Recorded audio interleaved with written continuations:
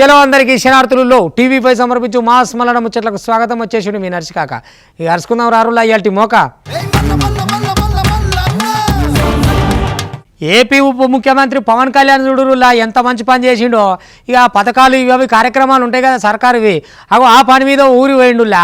ఆడికి పోయేసరికి అవలక్కలు ముసలి ముడుగోళ్ళు వీళ్ళు అమ్మలక్కలు అంతా ఉంటారు కదా, అగో వాళ్ళ కాళ్ళకు చెప్పులు లేకుండా ఎర్రటెండలు వచ్చేటాలకు అగో ఏమైంది మీకు గిట్ల ఊర్లో ఏం సంగతి అంటే, మాకు చెప్పులు లేకుండే చార్జర్ అంత ఇబ్బంది ఉండే అంటే కథం వెంటనే ఇక అలా ఎంపటి ఉంటారు కదా మనుషులు సిబ్బంది, వాళ్ళకి చెప్పి వాళ్ళకి ఏ ఇబ్బంది లేకుండా అందరికి చెప్పులు కొనిరని ఓ షాపుడు చెప్పులు కొనిపించింది అనుకో రాదురి సొంత పైసలు పెట్టి. అవో అట్లుండాలి మానవతా హృదయం అంటే గదన్నట్టు.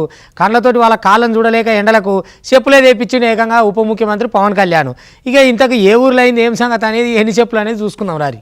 పర్యటనకు పోయి ఊర్లో ఏమున్నాయి, ఊరి సదుపాయాలే కాదు జనాల బాధలు వాళ్ళ సొంత బాధలు కూడా అరుచుకున్నడులో AP deputy CM Pawan Kalyan sir. Alluri Sitarama జిల్లా డుమ్రిగూడ మండలంలోన్న పెదపాడు ఊరోళ్లకు రాష్ట్ర ఉప ముఖ్యమంత్రి పవన్ కళ్యాణ్ సారు స్వయంగా చెప్పులు కొనిచ్చిండు. ఇక ఆయన అభిమానాన్ని చాటుకున్నాడులా. ఇక అల్లూరి సీతారామరాజు జిల్లా అరకు డుమ్రిగూడ మండలాలల్లా 2 రోజులు పర్యటనకు పోయిండు కదా. పెదపాడు ఊరికాడ ఏంది సమస్యలని అడిగి తెలుసుకున్నాడు. అయితే ఊర్లకు పోయినప్పుడు స్వాగతం పలికిన గ్రామానికి చెందిన వృద్ధురాలు పాంగి మిత్తితో పాటు కొంతమంది ఆడోళ్లకు చెప్పులు లేకుండా ఉండు గమనించిండట. ఇంకేమున్నది ఎమ్మట్నే వాళ్ళ కాళ్ళ సైజులు ఎంత అని అడుచుకొని మొత్తానికైతే అధికారులకు ఆదేశించి అప్పటిదప్పుడు చెప్పులు తెప్పించి ఏపించిండట. నుల్లా డిప్యూటీ సీఎం పవన్ కళ్యాణ్ గారు మా యొక్క గ్రామానికి 7వ తారీఖున రావడం జరిగింది సార్. ఆ దినాన వచ్చినప్పుడు గ్రామ ప్రజలు అందరినీ మా స్థితిగతులను సారు చూసి ప్రత్యేకంగా తెలుసుకున్నారు సార్. ఆ దినాన మా గ్రామస్తులు మేము ఎవ్వరు కూడా చెప్పులు లేకుండా సార్కి కనబడ్డాం సార్. ప్రత్యేకంగా మేము చెప్పులు లేకుండా అంత ఎండలో నడుచుకొని వస్తున్నప్పుడు సార్ మా మీద దృష్టి ఉంచి నిన్నటి దినాన మా గ్రామస్తులకి చెప్పులు సార్ పంపించడం జరిగింది సార్. అందుకే డిప్యూటీ సీఎం పవన్ కళ్యాణ్ గారికి మేము ప్రత్యేక ధన్యవాదాలు తెలియజేసుకుంటున్నాం సార్. ఎందుకంటే మా గ్రామంలో ఏ నాయకుడు అధికారులు కానీ ఇప్పటి వరకు రాలేదు సార్. నిజంగా సార్ వచ్చినందుకు మాకు ఒక పండగ వాతావరణం వచ్చింది అనుకుంటున్నాం సార్. మా సమస్యలు మేము అధికారుల వరకు తీసుకెళ్లినప్పటికీ కూడా ఏ సమస్య నెరవేరలేదు. అయినప్పటికీ మన డిప్యూటీ సీఎం గారే మా యొక్క గ్రామానికి వచ్చినందుకు మేము ప్రత్యేకంగా సార్కి ధన్యవాదాలు తెలియజేసుకుంటున్నాం సార్. పెదపాడు ఊర్లో ఎంతమంది ఉన్నారు, ఎవరెవరికి చెప్పులు లేవు అని పురా గరుచుకొని ఇక మొత్తానికైతే ఊర్లున్న 350 మందికి ఇక కాళ్లకు చెప్పులు కొన్నాడు. ఇక దీంతో పెదపాడు ఊరోళ్ళ ఆనందాలకు అవధులు లేకుండా పోయినయుల్లా మా పవన్ సార్ వచ్చిండు, మా కష్టాలు గుర్తించిండు అని చెప్పి పెదపాడు ఊరికి చెందిన ఆ ఊరోళ్ళు మస్తుగా సంబరపడ్డారు. పోయినసారి 7వ తారీఖున వచ్చారు, వచ్చి చూసి వెళ్ళిన తర్వాత నిన్న వచ్చి మాకు చెప్పాల్సి ఇచ్చారు. మేము సార్కి చాలా రుణపడి ఉంటాం సార్. డిప్యూటీ సీఎం గారు మన పవన్ కళ్యాణ్ గారు వచ్చేసి ఊరిని గుర్తించారు, మా రోడ్డును చూశారు, బ్రిడ్జి ఇస్తామన్నారు, రోడ్డు ఇస్తామన్నారు సార్. ఉన్న పరిస్థితుల ఉన్న పనులంతా 6 నెలల లోపే తీర్చేయడం చూస్తామని అన్నారు. దానికి మేము ఎంతో సార్ రుణపడి ఉన్నాం సార్. డిప్యూటీ సీఎం కు పెదపాడు ఊరోళ్ళంతా రుణపడి ఉంటారని, ఏ నాయకుడు మమ్మల్ని పట్టించుకోలేరని. ఇక చివరికి deputy CM Pawan Kalyan sir మా ఊరికొచ్చి మా కట్టాలు మొత్తం తీరుతున్నాడని బాగా సంబరపడుతుండ్రు చూడుండ్రి. ఇవాళ రేపట్ల దందగాలు ఎక్కడెక్కడ లేరు చెప్పురు, అన్నిట్లలో దందాలు ఉన్నాయి, గలత్ దందాలు ఉన్నాయి, కల్తీ దందాలు ఉన్నాయి. కానీ గీడదుడురి ఇక లేని మనిషి మీద సర్టిఫికేట్లు తెచ్చుకొని కార్డియాలజిస్ట్గా ఒక దుకాణమే తెరిచిండు ఒకడు. ఇక గుండె ఆపరేషన్లు చేస్తే డాక్టర్ శిరీష అది ఇది అనుకుంటా ఇక మొత్తానికి దొంగ వైద్యం మొదలు పెట్టిన అనుకో రాదురి. ఎట్నో గట్ట పట్టుకున్నారు కాబట్టి సరిపోయింది, కానీ నాడు సర్టిఫైడ్ కాదు ఏది కాదు. ఇక మళ్ళీ మీదకెళ్ళి శిరీష పేరు మీదకెళ్ళి దుకాణమే నడుపుతున్నంటే ఏమనాలి. ఇసొంటోళ్ళు లెక్క తీస్తే ఎంతమంది వెళ్తుండొచ్చు దునియాలా. ఏమి దొంగ సర్టిఫికేట్లు, ఏమి నకిలీ సర్టిఫికేట్లు ఆయన మనుషుల పానాలు తీస్తాను. కాకపోతే పైసల కోసం మంది పానాలు తీస్తే ఏమొచ్చి పాడవుతుందిరా. ఎన్నడో నువ్వు కూడా దవాఖాన పడవలసిందేగా. ఇక చూడురి కథ. మంచిగా పైసలు సంపాదించుకునేందుకు డాక్టర్ చదవకుండానే పేర్లెక్కించుకున్నారట మోతేవార్లు. సూర్యాపేట కాడ నిబంధనలను బేఖాతరు చేసుకుంటా ఇక అక్రమంగా పెట్టిండ్రట నుల్లా. ఈ షరతు కార్డియాక్టు కేర్ దవాఖానా అని చెప్పి గుండె గురించి ఏం తెలియంది ఏం చూస్తారు లాగిళ్ళు. తెలంగాణ వైద్య మండలి సభ్యులు దాడులు చేపట్టిండ్రు. ముచ్చట తెలంగాణే పోయిండ్రట మరి గాడికి. తనిఖీలల్లా అసలు చదివేలేదట డాక్టర్కు. ఇక డాక్టర్ పేరిట అనుమతి తీసుకొని టెక్నీషియన్ దవాఖాన్ల వైద్యం అందిస్తున్నట్లు గుర్తుపట్టిండ్రు. గట్లనేగా దవాఖాన మీద చర్యలు తీసుకోవాలని చెప్పుడుతోటి జిల్లా వైద్య ఆరోగ్య శాఖ అధికారి కోటాచలము అక్కడ దవాఖాన కాడికి పోయి సీజ్ చేసిండ్రు చూడుండ్రి. డాక్టర్ పి శిరీష అన్నట్లుగా బోర్డు పైన ఉన్నది. ఈ ఆసుపత్రి రిజిస్ట్రేషన్ చేసుకున్నప్పుడు మాత్రం కార్డియాలజిస్ట్ పేరు మీద డాక్టర్ లీలా కృష్ణ పేరు మీద రిజిస్ట్రేషన్ చేయబడ్డది. ఆ తర్వాత శిరీష అనే డాక్టర్ పేరుపై బోర్డు పైన నమోదు చేయబడ్డాం. నిన్నటి రోజున టిఎస్ఎంసి సభ్యులు విజిట్ చేసినప్పుడు మరి ఒక టెక్నీషియను గుండెకు సంబంధించిన ఎకోకార్డియోగ్రామ్ అయితేనేమి మిగతా పరీక్షలు చేసుకుంటూ ప్రిస్క్రిప్షన్ ఇస్తున్నట్టుగా సమాచారం అందడం మరి ఈరోజు మేము రావడం జరిగింది. ఒక కార్డియాలజిస్ట్గా, ఒక గుండె విభాగము డాక్టర్గా, ఉన్నతమైన డాక్టర్గా పేరుతో ఒక టెక్నీషియన్ నడిపేయడం అనేది ఇది క్లినికల్ ఎస్టాబ్లిష్మెంట్ యాక్ట్కు విరుద్ధంగా నడపబడతా ఉన్నది. అందుకొరకే ఈరోజు మూసేయడం జరుగుతూ ఉన్నది. హగ్గో సూషిన్ రానులా చదివే లేదు గాని డాక్టర్ కు సంబంధించింది గుండెకి చూస్తారట. గీలు ఒకటేవో ఇంకొకటైతే పానం పుట్టుకన ఓవుడే కదా గాల్లెకు.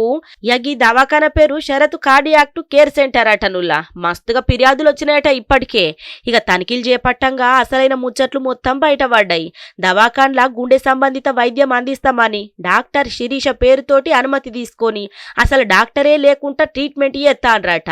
టెక్నీషియన్ వైద్యం అందిస్తున్నట్లు గుర్తుపట్టిండ్రు చూడుండ్రి. గుండె వైద్యం అందియాలంటే కార్డియాలజీ డాక్టర్ అవసరం ఉండాలి. అసలైతే కేవలం ఎంబీబీఎస్ డాక్టర్ పేరు పెట్టి అసలు డాక్టరే లేకుండా దవాఖాన నడుపుడుతోటి అక్కడున్న ఐఎంఏ డాక్టర్లు జిల్లా వైద్య ఆరోగ్య శాఖ అధికారులకు ముచ్చట చెప్పుడుతోటి వచ్చి సీజ్ చేసిండ్రు. ఈ అపాయాలు, ఈ అకాల వర్షాలు ఎప్పుడొస్తాయో ఎవరికి తెలియకుంటున్నదిలా. కాలంగాని కాలంలో దంచికొట్టి వాన మొత్తం రైతులను రందిలో పెడుతుంది అనుకో రాదురి. ఎక్కడ ఇబ్బంది ఏం కథ, పంట చేతికొచ్చే ముందల మొత్తం ఆగమాగం చేసిపోతున్నాయి వానలు. అయ్యో నాయనకి మెదక్ జిల్లాలో చూడురి చెప్పవశం కాలేదనుకోరా. ఈదరగాలులు వచ్చిరాని వానలు ఎందుకు వస్తున్నాయి ఏం కథ, రైతన్న ఏ పాపం చేసిండు? భూమిని మొక్కి పూజ చేసే కదా వ్యవసాయం మొదలు పెడతాడు, అయినా కాలం కనికరిస్తలేదు చూడురి. మెదకు జిల్లా కాడ మెతుకు లేకుండానే చేస్తున్న యాకాల వానలు, చెడగొట్టు వానలతోటి పెద్ద నష్టమే మిగిల్చినాయి పాపం రైతన్నలకు. నర్సాపూరు, శివంపేట మండలాలల్లా గాల్పు దుమారం బగ్గచ్చిందుల్లా. వడగండ్ల వానకు రైతులకు తీర నష్టం వచ్చి పడ్డది. వరి, మామిడి పంటలు పెద్దగా దెబ్బతిన్నాయి చూడుండ్రి. గాలి దుమారానికి కోత దశకు వచ్చిన ధాన్యం పొలాలనే రాలిపాయే. దీంతోటి రైతులు పెద్ద ఎత్తున నష్టపోయిండ్రుల్లా. చూడుండ్రి కావాలంటే. నిన్న అకాల వర్షం కురిసి వడగండ్ల కురిసి పంట మొత్తం చేతికొచ్చిన పంటను 6 నెలలు కష్టపడి కంటికి రెప్పలా చూసుకొని ఎంతో బాధపడి ఇక్కడ దాకా తెచ్చిన పంట మొత్తము నేలపాలు అవడం జరిగింది.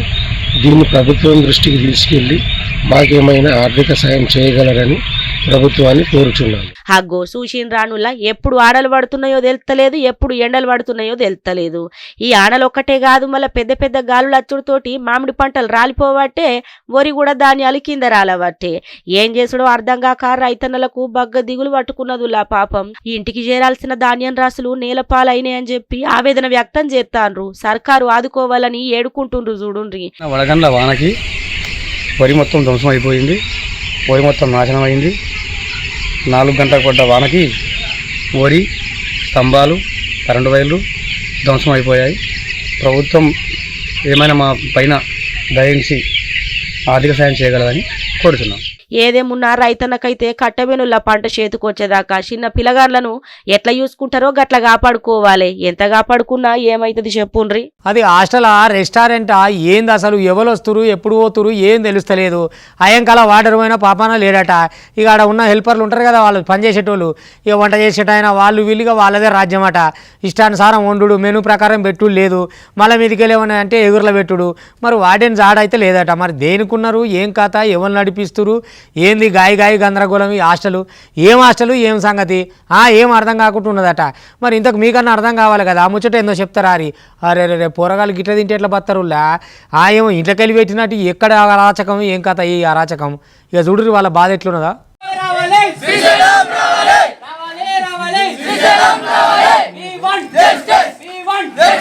వచ్చిన పైసలతోటి ఏం చేస్తుండ్రో మరి. పొలగాండ్లకు ఉన్న మెనులున్నట్టు బువ్వ పెట్టకుండా ఇష్టం వచ్చినట్టు పెడతాన్రటనుల్లా. మాట మాట్లాడితే తిరిగి నానా బూతులు తిడతాన్రట. నాగర్ కర్నూలు జిల్లా కాడున్న కల్వకుర్తి మోడల్ కాలేజీలా ఎస్సీ హాస్టల్లా విద్యార్థులు నిరసనకు దిగిండ్రు. ఇక మెనూలు ఎట్లుంటే గట్లనే పెట్టాల కదా బువ్వ, గట్ల పెట్టకుండా ఇష్టం వచ్చినట్టు వాళ్ళకు నచ్చినట్టు వండి పెడతాన్రట.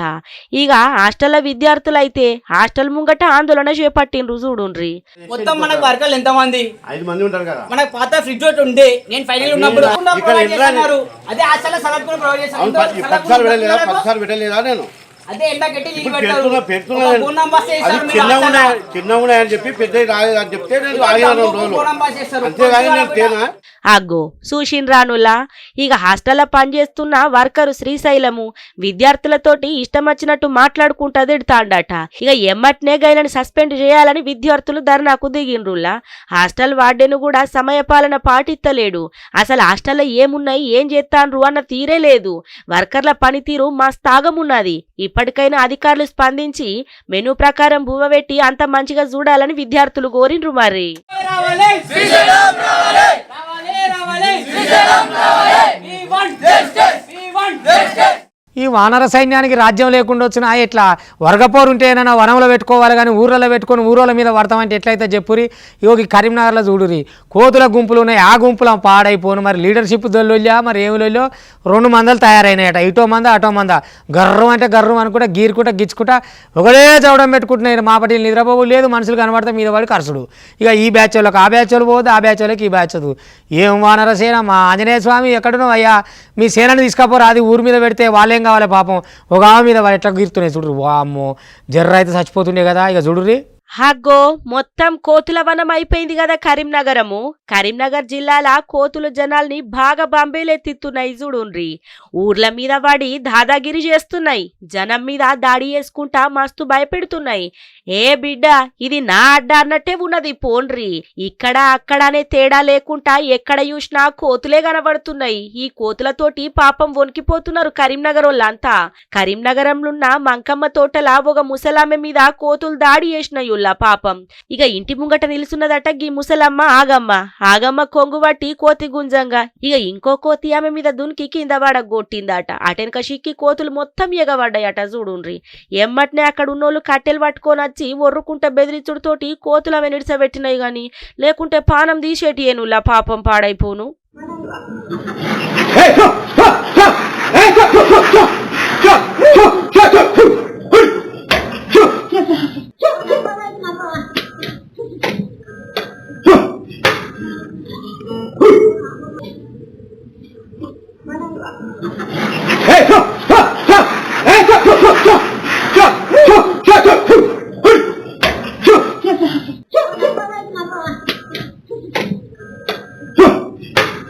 చూసిండ్రానుల్లా ఎన్ని గానం ఉన్నాయో. ఇక అటు సైదాపూర్ మండలం కాడున్న ఎంకెపల్లి కాడ వానర దండు పాపం అక్కడున్నోళ్ళ కంటి మీద కునుకు లేకుండా చేస్తాంది. 2 గ్రూపులుగా ఏర్పడి భీకరంగా ఎక్కడికక్కడ ఫైటింగులు చేసుకుంటున్నాయట. ఇక ఈ వీటిలతోటి ఊరోళ్ళు మొత్తం ఆడలిపోతుండ్రు. అంటే వాళ్ళదో గ్రూపు వీళ్ళదో గ్రూప్ అన్నట్టు కోతులనే 2 గ్రూపులు ఉన్నాయట చూడుండ్రి. జవడాలు పెట్టుకున్నప్పుడల్లా జనాలు జంకుతాండ్రు. 100 కోతులు ఊర్ల గిట్ల గ్యాంగు వారికి దిగుడుతోటి బయటకు రావాలంటేనే భయపడతాండ్రు. మరి కోతుల ఫైటింగ్ తోటి దాదాపు 2 గంటల దాకా గదార్ల రాకపోకలు ఏడికాడ ఆగిపోయినాయట. కోతుల బెడదతోటి ఏగలేకపోతున్నామని మొత్తుకుంటుండ్రు పాపం గక్కడోళ్ళంతా. అధికారులు ఏదోటి వేసి కోతులను ఊర్ల నుంచి ధర్మేయాలని మొరబెట్టుకుంటుండ్రు. చెట్టుకు గొడ్డలి పెట్టు లేకుండా కొమ్మ నరకకుండా కట్టెలు తెచ్చి కట్టెలతోటే గుడి కట్టుడు అనేది ఏమన్నా చూసిరా. ఇగో గిడ ఉన్నది చూడురి కలప మందిరం అన్నట్టు. ఇక కట్టెలతోటే కట్టిరు. ఎందుకంటే చెట్టుకు హాని కలిగియొద్దని చెప్పని కింద పడిపోయినాయి ఎండిపోయినాయి ఏరుకొచ్చినాయి అన్నీ కలిపి అందంగా చెక్కి ఓ చెట్టుతోటి ఒక అంటే చెక్క దేవాలయం చేసిరు అనుకో రాదురి. మన భాషలో చెప్పాలంటే చెక్క దేవాలయం. ఇక సిమెంటు రాళ్ళు ఇనుము కంకర కాంక్రీటు ఇట్లా కాకుండా చెట్టు కొమ్మలతోటి కలపతోటే ఎట్లా చేయొచ్చు చేసుకుంటే ప్రకృతికి ఎంత బాగుంటుంది అని చెప్పి ఒక ఆయన మొదలు పెట్టిండు. ఎంత అందంగా చేసిండంటే మరి ఇంతకది ఏ ఊళ్ళో ఏం సంగతి అనేది నేను చూపిస్తా. వచ్చి మీరు దండం పెట్టుకొని అండ్ ప్రకృతిని ఇట్లా కాపాడుకునే పరిస్థితి కూడా ఉండాలి మన చేతులల్లో. మనం అట్లా చేసుకోవాలి. ఆదిలాబాదు జిల్లా సిరికొండ మండలము వాయిపేట ఊర్లే చూడుండ్రి ఎంత గమ్మతున్నదో గీ కర్ర మందిరము. సిరికొండ మండలంలోన్న వాయిపేట మారుమూల అటవీ ప్రాంతంలో ఉన్నదులాగిది. అక్కడ ఆదివాసులు ఎప్పటి కాంచెల్లో మహంకాళికి ఆరాధికులన్నట్టు. ఇక ఇప్పుడు కల్పతోటి అద్భుతంగా అమ్మవారి గుడిని నిర్మించి అలా భక్తిని చాటుకున్నారు. ఇందుకోసము గాళ్ళు ఒక్క చెట్టును కూడా కొట్టకపోవడు విశేషముల్లా. గతంలా ఎక్కడ చిన్న పూరి గుడిసెలా మహంకాళి మందిరం ఉండేది. కొన్నేళ్ల కిందట ఊరాయన కినకశంభు నేపాల్కు పోయిండట. అక్కడ ఒక కలప గుడిని చూసి ఆ ఊర్లే సేమ్ గట్లనే నిర్మించాలని అనుకున్నాడట. 2023లా ఊరోళ్ళందరితోటి కలిసి వాయిపేటల మందిర నిర్మాణాన్ని తలవెట్టిండ్రట చూడుండ్రి. ఈ మందిర్ గట్టుడు ఒక ప్లాన్ ఏంటి ఏం లేదు. పశుపతినాథ్ మందిర్కి వెళ్ళినా చూసి వచ్చిన తర్వాత మన దేశంలో సో ఇది ఉండాలని మందిరం గట్టుడు అయిపోయింది. ఈ కట్టసుగా మొత్తం గాలి వానకు పడిపోయిన కట్టెనే తయారు చేయించినాం. 26 స్తంభాలు, గోపురము, గర్భగుడి, ప్రధాన ద్వారము, గోడలు అన్ని కల్పతోటే రూపొందించిండ్రు. యగ్గి కర్రలన్నిటి మీద కూడా ఆదివాసీ ఆరాధ్య పశుపక్షాద్యులు దేవతామూర్తుల చిత్రాలను చెక్కిండ్రు. స్థానిక వడ్రంగు శేవ అన్నింటినీ తయారు చేసిండటనుల్లా. ఒక్క చెట్టు కొట్టలేదని, వర్షాలకు నేలరాలిన వృక్షాలను పోగు చేసి నిర్మించినమని కనకశంభు మహారాజు తెలుపుకొచ్చిండు. చూడుండ్రి, గిసొంటి గుడి మా ఊర్లే గట్టుడు మస్తు ఆనందంగా ఉన్నదని ఊరోళ్ళు కూడా చెప్పుకొస్తుండ్రు. అయినా ఎంత గమ్మతున్నదు గుడి. ఇక గివనటి వాటి టీవీ5 సమర్పించు మాస్ మల్లన ముచ్చట్లు చూస్తూనే ఉండరు. మళ్ళీ రేపు ఇది వరదాకా మీ టీవీ5 ఇగుంటా.